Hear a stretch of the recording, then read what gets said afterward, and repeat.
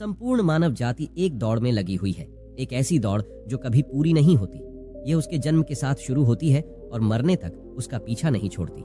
लेकिन क्या कभी आपने ध्यान दिया है कि यह दौड़ किस चीज की है? जरा ठहर कर खुद से पूछिए कि आप किसके पीछे दौड़ रहे हैं और वास्तव में क्या यह दौड़ कभी पूरी हो सकती है? जिन भौतिक सुख सुविधाओं को इकट्ठा करने में इंसान लगा रहता है, क्या वास्तव में वे भौतिक सुख सुविधाएं उसे शांति या फिर आनंद प्रदान कर सकती हैं? सिकंदर ने मरने से पहले अपने सभी मंत्रियों से कहा था कि जब मेरी अर्थी उठाई जाए तो मेरा शरीर ढका हुआ नहीं होना चाहिए, मेरी हथेलियां खुली होनी चाहिए, ताकि सारी दुनिया यह देख सके कि जो सिकंदर पूरी दुनिया को जीत सकता था वह भी अपने साथ कुछ नहीं ले जा सका। उसके हाथ खाली के खाली रह गए। लेकिन जीवन की भागदौड़ ऐसी होती है कि उसे कभी ठहरने का वक्त ही नहीं मिलता। कभी वह सोच विचार ही नहीं करता कि जीवन का सबसे बड़ा सुख क्या है और इसके विपरीत जीवन का सबसे बड़ा दुख क्या है। सुख सुविधाएं तो बहुत लोग इकट्ठा कर लेते हैं, लेकिन सही मायने में उसका भोग कितने लोग कर पाते हैं? वही भौतिक वस्तुएं जो उसने अपने आनंद, अपनी शांति के लिए संग्रहित की थीं, वही सुख सुविधाएं उसके दुख का कारण बन जाती हैं। जब पैसा नहीं कमाया था तो पैसा ना होने का दुख था, और जब पैसा कमा लिया तो वही पैसा उसके बच्चों के लिए या उसके लिए झगड़े का कारण बन जाता है। तो फिर कैसी सुख सुविधाएं? किन चीजों के पीछे आप भाग रहे हो? आज की जो कहानी मैं आप लोगों को सुनाने वाला हूँ, उसमें आपको जीवन का सबसे बड़ा दुख और सबसे बड़ा सुख पता चलेगा। इससे पहले कि आप इस कहानी में खो जाएं, इस चैनल को सब्सक्राइब जरूर कर लें। तो चलिए कहानी शुरू करते हैं। अपनी गरीबी के दिन याद करके सेठ धनानंद की आंखों में आंसू आ गए। आज उसने जीवन में सब कुछ हासिल कर लिया था। सारी सुख सुविधाएं उसके पास थीं। घर में नौकर चाकर थे। हजारों लोग उसके नीचे काम करते थे, जो उसकी एक आवाज पर उसके पास खड़े होते थे। लेकिन फिर भी आज सब कुछ हासिल कर लेने के बाद भी वह दुनिया में अपने आप को सबसे गरीब आदमी समझ रहा था। आखिरकार अपनी गरीबी के दिन याद करके उसकी आंखों में आंसू आ गए। उसके पास कुछ नहीं था, लेकिन तब भी वह प्रसन्न रहता था। लेकिन आज सब कुछ होने के बाद भी वह प्रसन्न नहीं था। और दुनिया में वही आदमी सबसे गरीब होता है जो सब कुछ होते हुए भी अकेला महसूस करता है। उसे एहसास होने लगा था कि धन संपदा या भौतिक सुख सुविधाएं उसके मन की पूर्ति नहीं कर सकती। लेकिन अब तो बहुत देर हो चुकी थी। उसका पूरा जीवन बीत चुका था। अब पूरे जीवन की कमाई उसे व्यर्थ लगने लगी। उसे लगने लगा कि उसने जो कुछ कमाया वह सब यूं ही था, व्यर्थ था। यह एहसास उसे जीवन में पहले कभी नहीं हुआ था। काश उसे यह एहसास पहले हो गया होता तो वह ठहर जाता, रुक जाता, रुक कर चिंतन करता कि जो चीज वह इकट्ठी कर रहा है, क्या वास्तव में वह इकट्ठी करने लायक है? अगर उसे यह बात पहले पता चल गई होती तो वह अपने जीवन में सार्थकता खोजने की कोशिश करता।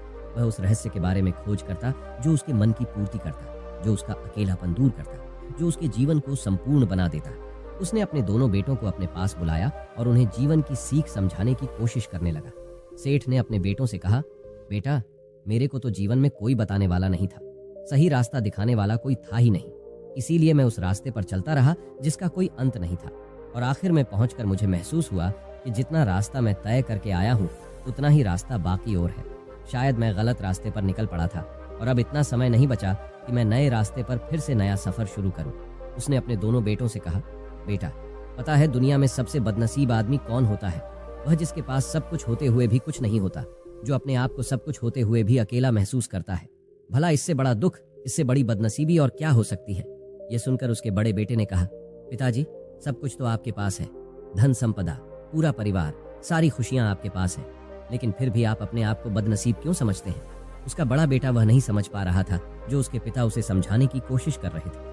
फिर भी उसने अपनी बात को समझाने की कोशिश करते हुए कहा, अभी तुम्हें लगता है कि जीवन में तुम्हारे पास सब कुछ है। मुझे भी तुम्हारी उम्र में ऐसा ही लगता था, लेकिन अब मैं बूढ़ा हो चला हूँ। कुछ समय बाद मेरी मृत्यु भी नजदीक है और अब मुझे एहसास हो रहा है कि दुनिया में तो सब कुछ पीछे छूट जाता है। घर परिवार, रुपया पैसा, धन संपदा, सब कुछ यही रह जाता है और आखिर में मेरे साथ जाएगा क्या? क्या मैं दुनिया में सबसे अकेला इंसान नहीं हूँ? क्या मैं दुनिया का सबसे बदनसीब आदमी नहीं हुआ जिसके पास सब कुछ होते हुए भी वह अपने साथ कुछ भी नहीं ले जा सकता? सेठ के बेटे ने सेठ से सवाल पूछा, पिताजी, फिर दुनिया में क्या इकट्ठा करना चाहिए? ऐसे तो हर इंसान अकेला ही होता है। कौन इंसान इस दुनिया में भला ऐसा होता है जो अपने साथ इस दुनिया की सुख सुविधाएं या फिर अपना परिवार साथ लेकर जाता है? सब लोग तो अकेले ही जाते हैं। फिर तो दुनिया में हर एक आदमी बदनसीब ही हुआ। यही सवाल सेठ के मन में भी उठ रहा था, लेकिन उसके खुद के पास इसका कोई जवाब नहीं था, तो वह अपने बेटे को भला इसका क्या उत्तर देता। इसीलिए उसने अपने बेटे से कहा, बेटा, मैं खुद इस सवाल का जवाब तलाश रहा हूँ। अगर एक आदमी के पास सब कुछ होते हुए भी वह अकेला है, उन भौतिक सुख सुविधाओं का वह भोग नहीं कर पा रहा है, तो वह सबसे बड़ा दुख हुआ। यह मैं मानता हूँ। दुनिया का सबसे बड़ा दुख यही है कि आपके पास सब कुछ होते हुए भी आप अकेलापन महसूस करो। लेकिन इसके विपरीत दुनिया का सबसे बड़ा सुख क्या हो सकता है? इस सवाल का जवाब तो मेरे बेटे मुझे भी नहीं पता। इसीलिए मैं यह चाहता हूँ कि मेरे मरने से पहले जिस सवाल का जवाब मुझे नहीं मिला, वह जवाब तुम अपने जीवन में ढूंढो। और यकीन मानो, अगर तुमने अपने जीवन में इस सवाल का जवाब ढूंढ लिया तो तुम दुनिया के सबसे सुखी इंसान कहलाओगे। ये कहानी सुनाकर गुरु ने अपने शिष्यों से सवाल पूछा, दुनिया में सबसे बड़ा सुख क्या होता है? सभी शिष्य ध्यानपूर्वक अपने गुरु की यह कहानी सुन रहे थे। संध्या का समय था। धीमी धीमी हवा चल रही थी, जिससे पेड़ की पत्तियां हिल रही थी।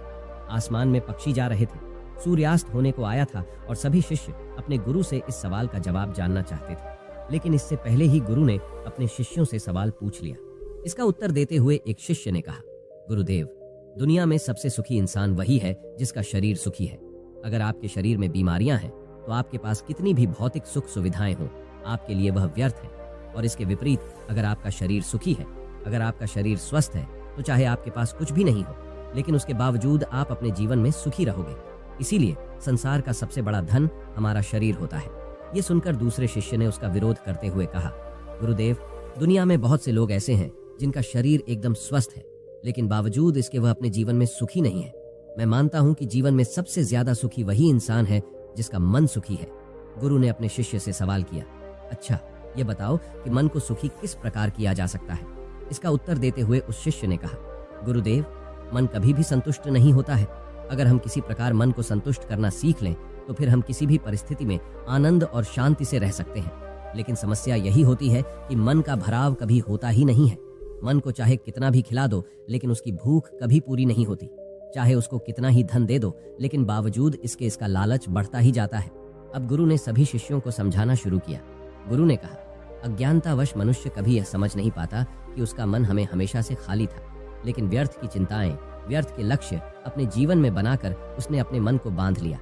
जिस मन की प्रवृत्ति हमेशा खाली रहने की थी, उसने उस मन को कूड़े करकट से भर लिया। इसीलिए वह मन जो बचपन में हमेशा खाली रहता था, हर चीज में, हर खेल में आनंद ढूंढ लेता था, अकेले में भी आनंद पूर्वक शांति पूर्वक रहता था, अब वही मन सब कुछ मिल जाने के बाद भी दुखी रहता है। लेकिन अगर इंसान सिर्फ वर्तमान में रहना सीख ले, सिर्फ इतना सा होश प्रकट कर ले कि उसे हमेशा वर्तमान में रहना है, ना तो भविष्य की कल्पनाओं में, ना अतीत की यादों में, सिर्फ वर्तमान में, सिर्फ इस एक सूत्र से वह अपने पूरे जीवन को बदल सकता है। वर्तमान में रहकर सभी सुख सुविधाओं का भोग करना, पूर्ण होश के साथ, पूर्ण आनंद के साथ हर एक चीज का भोग करना, सिर्फ यही जीवन को सुखी बना सकता है। हम हर चीज को, हर काम को, हर रिश्ते को आधे अधूरे मन से निभाते हैं। जैसे कि खाना खाते समय हमारा दिमाग कहीं रहता है, हमारा शरीर कहीं रहता है, और इसीलिए जब शरीर और मन में दूरी पैदा होती है तो उससे तनाव पैदा होता है। अगर आपका शरीर और आपका मन और मस्तिष्क सभी एक जगह पर संगठित होना सीख लें तो फिर आप अपने जीवन में उस शांति, उस आनंद का एहसास कर पाएंगे जो बड़े बड़े योगी पहाड़ों में तपस्या करके करते हैं। लेकिन इसके लिए जीवन में ज्ञान के प्रकाश का उदय होना बहुत आवश्यक है, क्योंकि अज्ञानता में आप अपने मन को कभी नहीं समझ पाएंगे। मन को समझना इस दुनिया का सबसे कठिन कार्य होता है। अगर आप अपने मन को जबरदस्ती वर्तमान में खींच कर लाने की कोशिश करेंगे तो आप बहुत जल्दी परेशान हो जाएंगे। ये कार्य बड़े धीरे धीरे, बड़ी निष्ठा और प्रेम के साथ किया जाता है, बड़े संयम के साथ किया जाता है। अगर आप इसको जबरदस्ती करने की कोशिश करेंगे तो आप तनाव में आ जाएंगे, आप बहुत जल्दी हार मान लेंगे। इसीलिए कदम दर कदम आगे बढ़ाते जा, मंजिल सामने ही है। और यह कहकर गुरु ने सभी शिष्यों से कहा कि अब हम ध्यान करेंगे। ध्यान करने से मनुष्य का मन, उसका मस्तिष्क वर्तमान में स्थापित होना सीख जाता है। धीरे धीरे प्रतिदिन ध्यान का अभ्यास करने से वह उस आनंद और शांति का अनुभव कर पाता है जो सांसारिक वस्तुओं में कहीं नहीं मिलता, जो किसी भौतिक सुख सुविधा में नहीं मिलता। और इसके बाद सभी शिष्य अपने गुरु के साथ ध्यान में लीन हो गए। तो दोस्तों, कैसी लगी ये कहानी? आपको कमेंट सेक्शन में जरूर बताना, और अच्छी लगी हो तो इस चैनल को सब्सक्राइब करके नोटिफिकेशन बेल को जरूर प्रेस करना। तो मिलते हैं अगली कहानी में, तब तक के लिए अपना ख्याल